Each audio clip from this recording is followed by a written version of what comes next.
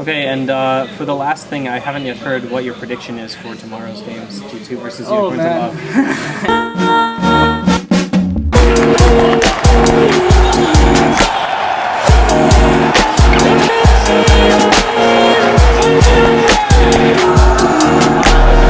Alright, we're gonna go meet Alexander. I met him a couple years ago when he interviewed me for his YouTube channel. Oh, nice to see you, man. It's been a while. We saw the stadium like blocked off. Yeah.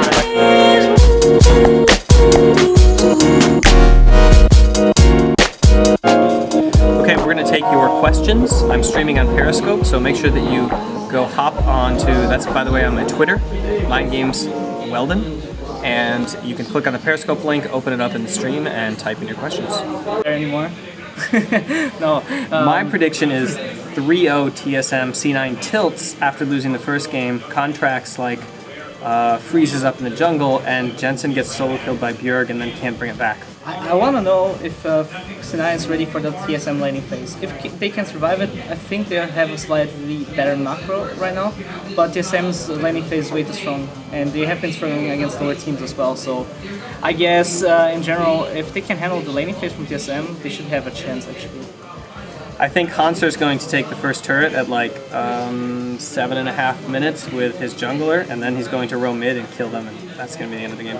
I think Hanser should get the MVP. Oh yeah, definitely. He has been, holy shit. I can like if you coach him when he was like a new guy. How do you see like his evolution? Like this is a special story only for you guys who are following this right now. Okay, this is like insider information, and for people who are going to see it on the internet later. Okay, when I started working with Kevin at the end of the spring split of 2016, what I saw was that he had really good like implicit learning. Yeah. Like he had no system at all, like literally nothing. Like he would just play the game and he would like learn from that, right? It's kind of like completely implicit learning. So kind of like how a martial artist would just like fight a bunch and then learn how to fight from that. You know, they have no training regime or anything. So essentially when I saw that, I thought, okay, this is somebody who's like got to this level with implicit learning only. If I teach him how to learn, or if I encourage him how to learn, if we work on an explicit learning system, put him in a structure, then he's going to improve insanely, right? So the entire split I actually probably worked mostly with him, I think. Like, I worked mostly with Hanser. I think more than, maybe not more than anybody, but definitely like, that was the end of the table that I was sitting on, and I was closest to him, and like I understood top lane the most out of kind of like all of the lanes, so I was really focused on his development. And honestly, like he was the biggest problem in the team when I joined. He wasn't a kid on the block, right? He wasn't like, you know, super solid. And, you know, there were problems in the team with all the roles, you know, with Yellow Star and Hanser, and I think with the new roster, you know, you can expect a kind of friction, right? So all of this went on and on and on. He got better and better and better throughout the split, and I saw his growth. And then it like culminated at Worlds during Scrims versus Rocks when he solo killed Smeb and Peanut, like when they ganked him. So they ganked him and he 1v2 killed both of them. They ganked him again and he 1v2 killed them. And then he 1v1 killed Smeb and then they FF'd. And I was like, yep, he's made it, number one. Next year, Hanser's gonna massacre the North American LCS. That's what we're seeing actually the split basically. I can't really say much because he has actually legit competition in this split, and he has to face like one of the best Korean top laners there are now playing in LCS, and he has been winning a lot. And what I think is the most interesting part is how he learned to control the lane. Like there are even though like he's playing against Impact as Sunday, he has the control of the lane every time. And even if with jungle presence and no jungle presence, and this is actually something, if a top laner knows how to control the lane properly, you don't need ever to gain top lane. And this is a huge deal if you play bot lane or mid lane centric like TSM. Right? Yeah, it's really important to have the coordinated timings, because it has to be that when you want to make a play, your top laner has the wave prepped so that he can make that play. And it has to be that when they want to make a play, that they can't because the wave is not positioned. Let's just put it out here. The question was your chances in MSI. Like our chances at MSI are 0 because we aren't there yet. So let's talk about tomorrow. Okay. How are you feeling? Like, how's the team feeling for tomorrow? Do you think you guys are ready? You're calm? I mean, I don't think you're ever ready. I think you're just at whatever state you're at. Yeah, Like whatever definitely. whatever performance state you're at when the game is there, that's where you're at. And I mean, you can always do more, right? yeah, you can always. You can always do more. You can always. If somebody says, "Okay, I'm ready for the match tomorrow," that's a sign of a mental weakness. I think it's a sign of like not being able to think of how they could improve in the next 7 minutes before the match. Like all the guys are back in the room right now, basically like working on draft and grinding solo queue, and all night last night, like I was working on presentations on like what it is we're gonna do, and like today before the games, and like during the games and after the games, we're gonna be talking to the players and working with them. So yeah, there's no like I'm ready, let's go. There's always just like you're prepping to be the best in the world, and then you have these tests that come up. They're kind of like pop quizzes, and tomorrow's a pop quiz. Yeah, it's basically all that in any scenario. If you're playing finals, semifinals, you have to kind of understand you have so much time and you can only do the most of it. But if your heart still feels like you can always do more, you're in the right mindset. Yeah. But you have to also like go into with the mindset that okay, this is what I have now. I have to do the most with it. And so you think the guys are ready in this mentality and ready to show what they learned so far tomorrow? They're ready with the right mentality, and I'm sure they'll be able to show it tomorrow. So you want to leak any kind of pocket picks? Are you having any pocket picks prepared? Like SKT had one for Game 5 today, and then they picked Lulu mid lane. I mean, I think that they showed the world why LeBlanc can be a very sad champion to play in some games when you get behind. My heart went out to Pawn just watching him trying to get one single kill. I cried when they drafted LeBlanc last rotation, the first draft rotation. I knew, okay, this game is over. You can pick LeBlanc when they have already drafted Lulu, because you know the matchup is already kind of bad into laning phase and you can snowball properly. So have you got time to watch actually the SK finals? Yeah, we were all watching this morning. So what is the best advice for a silver tier support player, and what's the best way to rapidly improve? Okay, so if you're right now a silver tier support player, the first thing I'm gonna say, and it's not because it's my meme, but actually Lulu never loses, and Lulu's OP, and you should play Lulu right now. If Lulu's open, just pick Lulu. You're always on the safe side. If you wanna win, you should always improve on yourself. Like, it doesn't matter if you win or lose. The important is what you get out of the practice. And what I always say to people that are trying to get better in the game is simply play like your one or two comfort champions, learn every matchup, and start improving your individual mistakes and how to get better in the laning phase. Make less mistakes, and as soon as you win the lane, learn and focus on how to get this advantage to your other teammates. By calling in the chat, or pinging, or simply just carrying by yourself by making plays. Obviously, know your champion is the best thing that you should do and the first thing that you do. Gold, Platinum, even low Diamond, it's all about mechanics. Worry about yourself and then you're gonna be on the point, I think. So maybe also because this is actually on my Periscope, like people don't have any context on who you are, so maybe you can give like a brief introduction to sure. my blog. Like who are you? What is your history in Brazil and in Germany of coaching? So I am Dr. Puppet. I coach League of Legends since early 2015. I have almost qualified for Worlds in 2015 with KLG during the wildcard qualifiers. We lost sadly to Pan Gaming though, and we didn't make the cut. Since then, I'm actually working with Latam teams, Brazilian teams, European teams. I actually almost coach every region so far, and it's actually very That's fun. because you speak how many languages? Only three, but Three. The three really important ones for League of Legends. Aside from Korean, he speaks the three most important languages. It's on the way. Like the next language should be Japanese or Korean, I guess. Yeah. But I don't think you need language. Like if you're a good coach and you know how to get your point to people, you can show them. And like I coach a weekend on a Japanese team. Mm-hmm. I only explained them how to lane swap because that's what was important for them. And I didn't speak a word of Japanese. It was very fun because if you saw an anime and you saw like the teacher and student cliche of an anime, it was also there. And I had like a translator that helped a bit across, but I didn't need words because I don't think you need words to describe how to play or even how to feel as a player. And Yeah, so basically I have been doing this so far, and I'm currently studying cinema as well, and yeah, doing content on the side as much as we can, and just grinding. The rule that every single person's a YouTuber nowadays really holds true. Yeah. What are you? I'm a civil engineer and a YouTuber. I'm a legal ed coach and a YouTuber. Like, you're everything, but you can also always make a YouTube channel and make some great content. It doesn't matter who you are, what you do, or what equipment you have. You just create. It's the best thing actually. And let's see. How do I show the chat? There we go. Oh, I can't actually rewind in Periscope chat. Okay, you guys, if you want the questions answered, please answer them again or type them again. In the meanwhile, we're going to predict Fnatic and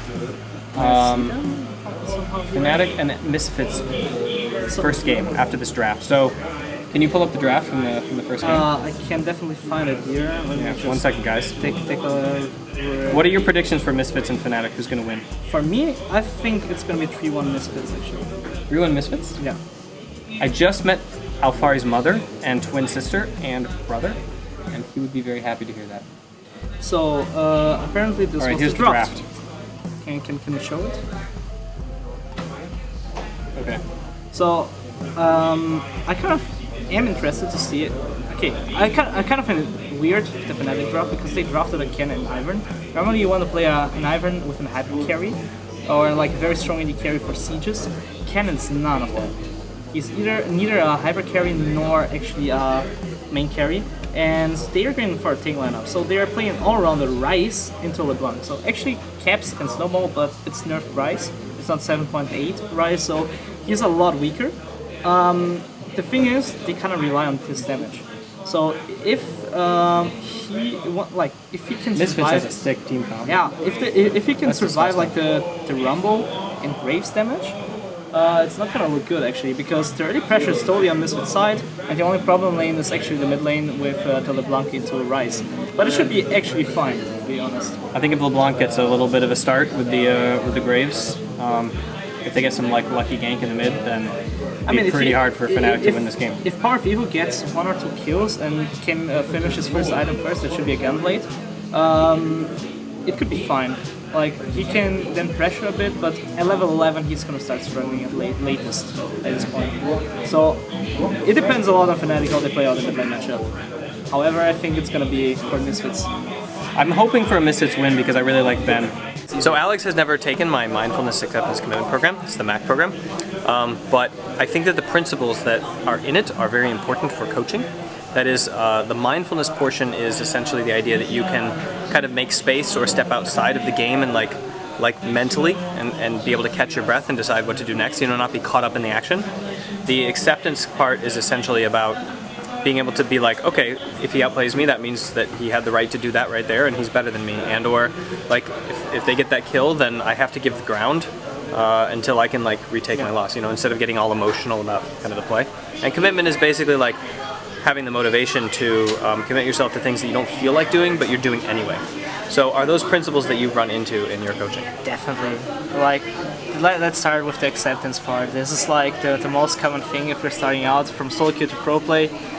You always get frustrated for solo queue. You want to try to outplay, but most of the times the players don't understand why they are losing the matchup, why they are doing this mistake, or why did they get solo killed, and they will do how to lose gracefully. Yeah, and they will lose and do the same mistake over again, and will still most of the time try to carry and not just accept. Okay, I made a mistake. I'm behind now. I should accept that and just move on. And yeah, definitely. Yeah, that's actually interesting because in week 5 of the program is when we cover acceptance, and that is the time when I get the most comments and feedback from people saying oh, this week was killer, it really changed the way that I play and everything. So yeah, check it out. Mindfulness Acceptance Commitment Program, mindgames.gg/MAC. I interviewed him when he started actually in the League of Legends scene. Right, that's how we met. You did an interview with me or something. Yeah. No, it was with my YouTube channel actually. Okay. And it's still online, by the way. And we talked a lot about how he prepares players and all this mental stuff and psychological stuff. And one thing that always stood out to me was that one article you wrote about sugar and pressure, blood pressure. And this is something that I think everybody can do: eat less sugar and control better his feeling and pressure because it takes a lot of difference. Since then, I always told my players don't drink soft drinks. First rule, and just makes you a lot, let's say, more consistent because you can control yourself better. Plus, you feel yourself really, really well if you don't consume any sugar. Actually, I did this for a long time. Now I have a more stricter diet where Saturday is my cheat day. Everything else no sugar. Okay. And it works pretty well. The follow-up question was, if TSM and G2 were to meet, who would win? Last year, TSM would have beat G2, and in fact did multiple times in scrims, although they did pull it out really well in Worlds and some of our scrims. This year, I think it's going to go like this. We're both going to qualify for MSI, G2 is going to beat SKT in the semis, and then we're going to beat TSM in the finals. Sorry. What's going on? Something big just happened on the stream, so make sure you check that out. But almost first blood. I have a question for you that might be of interest to coaches in the audience, and that is, like, you started out kind of like trying to build your brand. Yeah. And how was it that you took those first steps to kind of like, you know, get in front of teams like the one that where you coached almost to Worlds? And how was it that you then leveraged that into your next job? And what is your like core principles of brand building that have served you really well throughout the years to like improve your possibilities of getting jobs in esports? The too long didn't read, just bring out content because that's how people are gonna find you. If it's content for the audience, if it's content like that you actually show coaches, analysts that are already working with the team or just managers and owners, they want to know what you do, how you do it, and if it fits their style and identity. So I just went in and proved myself. Like if I could get a chance at the tryout, I knew I'm gonna get the job because I was confident in myself, and all I need was to get a chance. So I did everything to get a chance. I reached out on them, Twitter, Facebook, wherever I could find them, and never gave up actually. So my advice is actually, if you're confident I can yourself, paraphrase that advice. Yeah. His advice is, first of all, be good. Because if you're not actually good at what you do, like when you get the chance, not even you're not going to Because you're not going to actually be good. When I started, I wasn't good. I'd never. You just wanted the chance, and then you learned from that chance. Yeah, like the thing is that it's. What rank were you when you were starting coaching? I was platinum with a diamond 3 MMO, so I wasn't even a great player. Like I started coaching more by accident, and I kind of liked it, enjoyed it. And the more important thing that I learned is I didn't need to teach my players on how to play the game because they knew it better than they you. knew it better. So what I did, I took their information and just provided them like consultation here. So if you think this is better, why didn't we play this and this way? And I kind of learned from my first jobs from them more than I could like provide. So I only mediate. So then essentially the idea is you get in front of teams of good players and you help them see the system within their play that they can't see because they don't have a third eye. Yeah. And then you learn from them a lot of the insight into how to play the game. And then when I came like to the Castle Gamers, I had already like a 6-month background of grinding 12 to 16 hours a day of League of Legends. Do you think one of the flaws of pro coaches is that they try to go in with their own agenda and try to force teams to kind of do their thing when the players are actually much better than them at the game? Definitely, like you have to see for yourself. Let's say like you have different levels of teams. Let's say an LCS team, they already know how to play on this level. So probably it's better if you adjust to their style and find some way. Okay, we could do this and this differently and would be better. But if you're coaching like an amateur team, you probably have to teach them how to play. But so you have to get the feel and grasp how to see this. So if you can feel like what your team needs, you can be a good coach anyways. If you are good in the game or only good outside of the game, it doesn't matter because if you grind, then you're gonna be good at some point. You just have to put in the effort. And I need 6 months to get actually a professional job in the scene. Otherwise, I just was looking for the next best thing. So I would do the job. If I did it good or bad, it doesn't matter. I learned. And then I could go to the next job with more confidence, knowing, okay, I learned something new, I can provide something new to the team. Because all they want is for you to bring value to them. Right. And that's all they need to see. Okay, and for the last thing, I haven't yet heard what your prediction is for tomorrow's games, G2 versus Unicorns of Love. I don't think it's going to be a 3-1 for Unicorns. I think it's going to be a 3-1 for you guys. Okay. If you survive the early game, the late game is yours. Yeah, that's going to be the trick, huh? Surviving the early game. Yeah. because I think they have a strong laning phase.